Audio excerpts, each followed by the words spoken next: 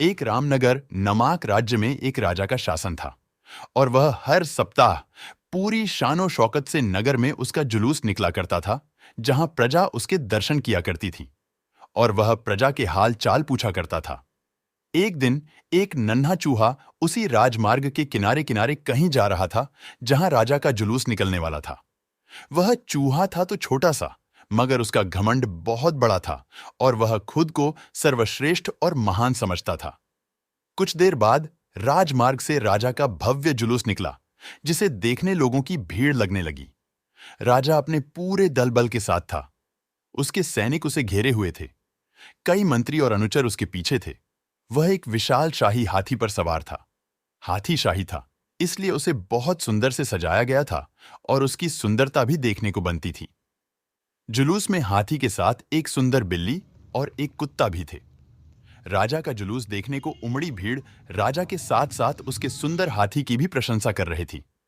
यह सुनकर घमंडी चूहे को बहुत बुरा लगा। वह हाथी को गौर से देखने लगा, फिर सोचने लगा, इसमें ऐसी क्या खास बात है जो मुझ में नहीं? मैं भी उस जैसा ही हूं। मेरे पास भी 2 आंखें, 2 कान, 1 नाक और 4 पैर हैं। फिर उसकी इतनी प्रशंसा क्यों? उसके विशाल शरीर के कारण, लंबी सूंड के कारण, छोटी छोटी आंखों के कारण या झुर्रीदार चमड़ी के कारण? किस कारण? एक बार तुम लोग मुझे देख लो, फिर उस हाथी को भी भूल जाओगे। मैं हाथी से भी ज्यादा सुंदर और महान हूं। चूहा ये सब सोच ही रहा था कि शाही बिल्ली की नजर उस पर पड़ गई और उसकी लार टपक गई। जुलूस छोड़कर वह उस चूहा की ओर दौड़ पड़ी। फिर क्या था? चूहा अपनी सारी महानता और सुंदरता भूलकर दुम दबाकर भागा और भागते भागते वह हाथी के सामने आ गया।